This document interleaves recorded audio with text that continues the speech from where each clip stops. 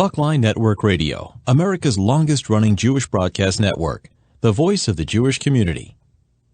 And now, you're listening to Talkline with Zev Brenner, America's premier Jewish broadcast on the air since 1981.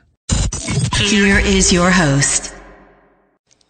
Welcome back to the program. I'm Zev Brenner. We've had Michael Nussbaum on various times during the year. It's always something important for the community, and he's looking at the broader picture for all of us. He's currently the president of the Queens Jewish Community Council, a board member of the JCRC, and a past president of the American Jewish Congress. Michael, great to have you back again.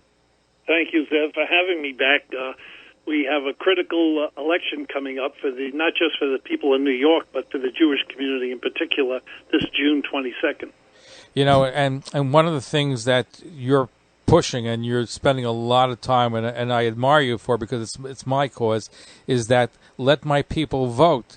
We complain, we say things are not going the way we are. We don't like the fact that there are anti-Israel candidates in New York that are there, progressive candidates who don't support the state of Israel. We complain, but we have something that we can do about it, and we don't. Well, you know what? We are even at a more dangerous point in the history of New York as well as the Jewish community in New York. We are going to become marginalized with a lack of voices that will be representing us in the halls of government. I use that as an example. In Queens County, there are close to 100 candidates running for city council in various districts. Less than 10 happen to be Jewish. 10 to 15 years ago, it was almost the opposite. That is good because the diversity of Queens is becoming more so and more community groups are getting involved. But as a Jewish American and a leader of a Jewish organization, we need to be at the table when they give out money for programs. We have a certain amount in a pie that elected officials give out. And if we don't have people that are representing us for our interests and our programs, the pie for us will not be a slice. It will be crumbs. And I worry about that happening in this coming election. Very well said, because we are losing power in New York. We think, we're really in the driver's seat. We're not. And the things are changing, and they're changing in ways that we can complain about, but we can do something about it, too. In fact, I dare say that you say in Queens 100 candidates are running. How many people even know who's running? How many people are paying attention to the race? Whether it's for mayor, city council, controller, these are all important offices that we really should field a good candidate, or we should really vote for the proper candidate that helps our community. You're absolutely correct. If people remember, 8 years ago, we elected a mayor, with less than 4% of the voting population coming out to vote. So 4% of the city selected the mayor, then 96% of the city that did not vote have nothing to complain about. You decided by not voting. This election is important, not just for the Jewish community, but that's my major focus right now. But there is a dynamic change happening in America, but particularly in New York. You have a movement that is started by the election years ago of AOC, who beat Joe Crowley. You have created here a movement that determines who to vote for based on their manifesto. They have a document that if you want their support and their money, you must agree to certain principles that I find anathema to what I consider the ability of people to decide for themselves what to do. And what they do, the Democratic Socialists of America, they determine if you want my money, you have to do the following. One of the things, you got to support the BDS movement, the boycott, divestiture movement, that is a danger to the survival of Israel. If you don't support that, forget about it. The second issue they have, which is more erroneous, is the fact that if you accept a trip to Israel paid for by the Jewish Community Relations Council, you don't get their support. Now, Zev, could you imagine if the NAACP decided to say to people, would you like to come to see Mandela's jail cell in South Africa, or visit the cells in the prisons off the coast of East Africa before the slave traders shipped them to America? The NAACP will take care of it all, and you can come on this trip, but you can't vote a certain way. Imagine if the NAACP did what the DSA does. It would be an outrage, but no one does it. Not enough. And they're getting away with it in New York. They're getting away because I think our politicians are coward. They're afraid of one singular thing, getting primaried. Whether you're running for governor or the U.S. Senate or Congress or any other elective office, the Democratic Socialists have said, if you don't do it our way, we're going to primary you. And AOC has done that across the country. She is a very divisive individual that has separated what would normally be the norms of conducting yourself and saying in her movement, do it my way or I'm against you. Now, I equate her the same as the Republican Congresswoman, Green, who is far, far to the right, and AOC is far, far to the left. To me, they're both divisive individuals, not just in Congress, but they're setting a very negative and dangerous tone in America. And if the Jewish voter in each community, this country, doesn't wise up, we will be so marginalized that they will forget about us as anything. And if they forget about us, rather, they forget about Israel. And I'm really disturbed by the reaction, Zev, of the leadership in the Jewish community in this country, but particularly in New York City, that we never had a rally of supporting Israel during that the bombs and missiles. The 11 days, right? Israel. It took him like in Long Island, but in Manhattan and the 5 boroughs, there was Zippo. There wasn't even the Israeli Day Parade this year. Everyone is afraid. Why are they afraid to stand up and I support Israel? What's the issue? It's not a question of supporting Netanyahu or not to Netanyahu. The question is, do you support the state of Israel?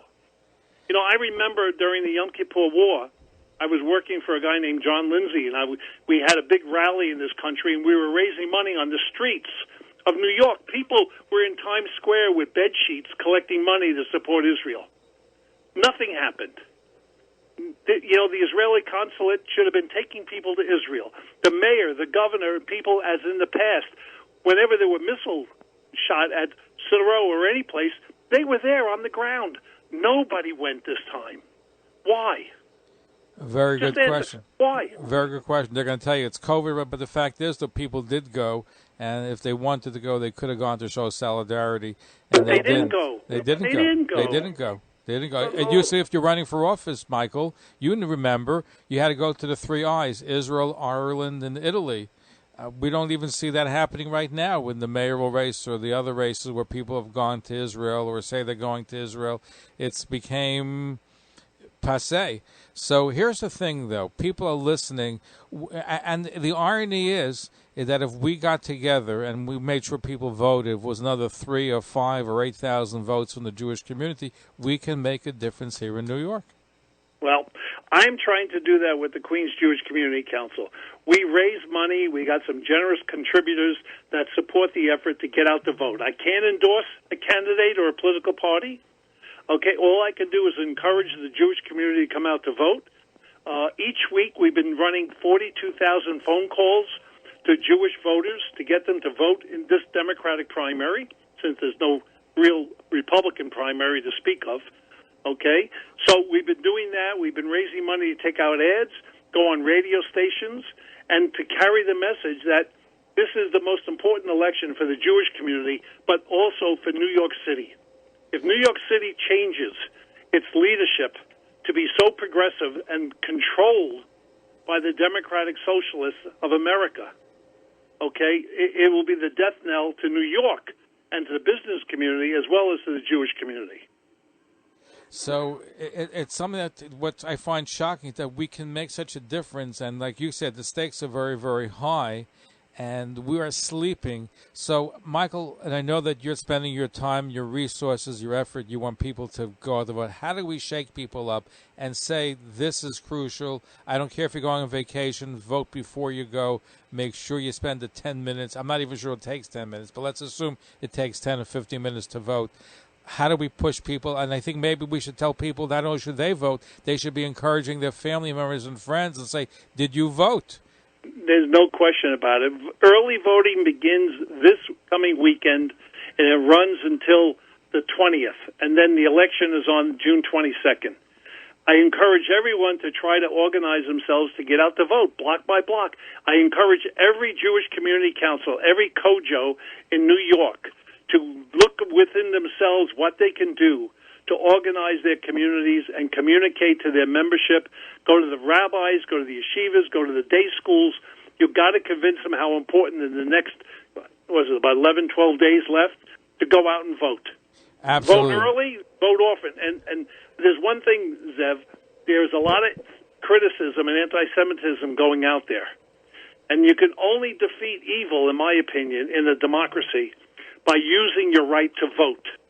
It's the easiest, the cleanest, the safest way to make a statement.